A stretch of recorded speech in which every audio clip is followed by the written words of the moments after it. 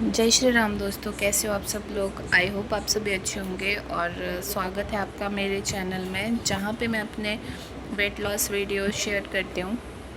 बहुत दिन हो गए बस ऐसे ही बातें करते हुए, कुछ भी बोलते हैं, कुछ हम डिस्कस करते हैं। तो आज मैंने सोचा कि मैं आपको एक पोएम अपनी सुनाऊंगी जिसे मैंने खुद लिखा है। और मोस्टली मैं अपनी मम्मी से रिलेटेड ही लिखती थी। तो ये काफ़ी टाइम पहले की लिखी है मैंने, तो मुझे अपनी डायरी मिली थी, मैंने सोचा मैं आपके साथ भी शेयर करती हूँ। सॉरी। तेरे लिए कुछ मांगा नहीं रब से, तेरे लिए कुछ मांगा नहीं रब से, तू बहुत अजीज़ था ज़िंदगी में सबसे।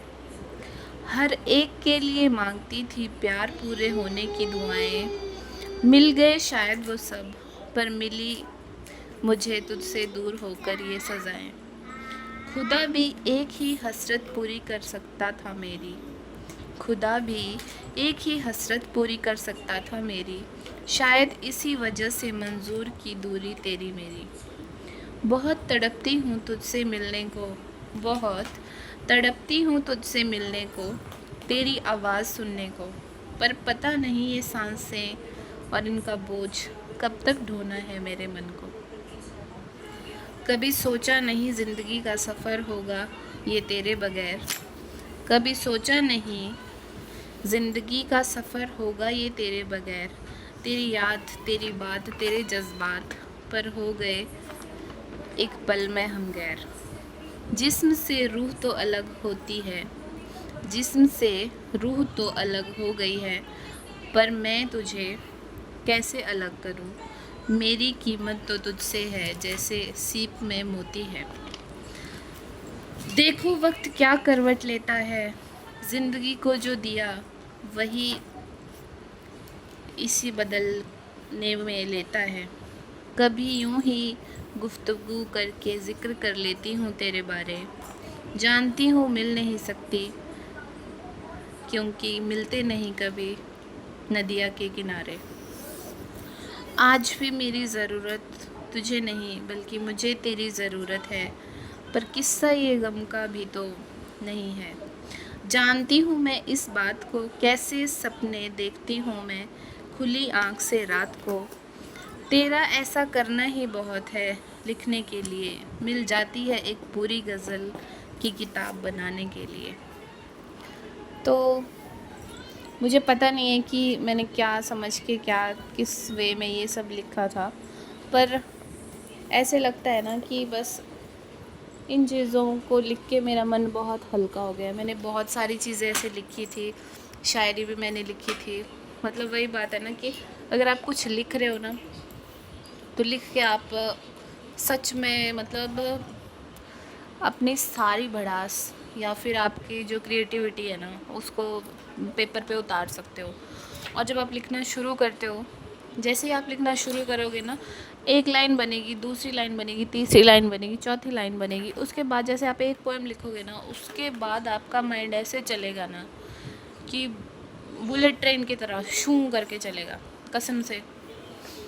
और हाँ, मैं कोई प्रोफेशनल टाइप वाली चीज़ें नहीं लिखती हूँ, आई नो, बट जब भी मैं लिखती हूँ ना, तो मुझे ये नहीं होता कि मुझे किसी को पढ़ा के सुना के अप्रिसिएशन लेना है, नहीं।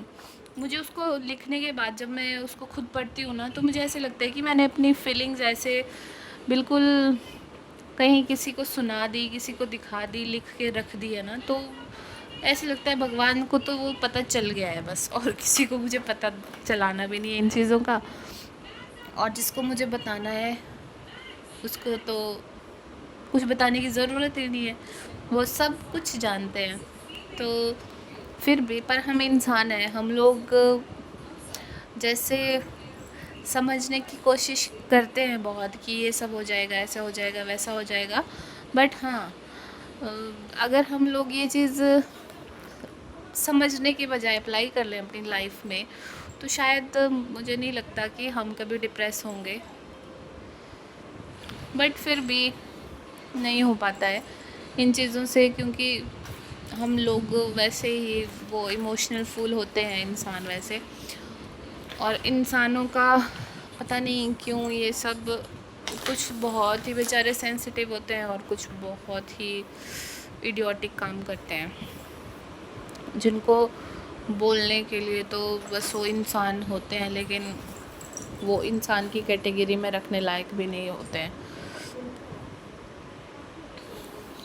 और कभी कभी ना, पता है, कुछ लोग ऐसे होते हैं ना, वो आपका इतना बुरी तरह से यूज़ करते हैं ना, और फिर आपको इतना कन्विंस कर देंगे एक टाइम के बाद कि उन्होंने आपका यूज़ किया ही नहीं है, फिज़िकली मेंटली टॉर्चर कर दे एकदम, मतलब बिहेव ऐसा करेंगे कि आपको उन्होंने एकदम पलकों पे बिठा के रखा है, और जैसे ही तुम्हें उनकी ज़रूरत होगी ना, वो पलकें कब सलाखें बन जाएंगी तुम्हें खुद पता नहीं चलेगा।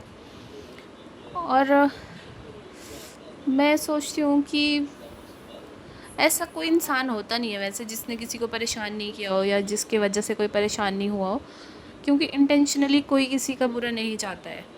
लेकिन अगर आपको पता है कि आपका कुछ काम, आप कुछ कोई बात कर रहे हो, कोई काम कर रहे हो, और उस काम को करने के बाद आप ये फील करते हो कि सामने वाले को वो चीज़ फील होगी, उसको बुरा लगेगा, तो आप वो काम क्यों करोगे? उसको बोलते हैं इंटेंशनली किसी को हर्ट करना, राइट?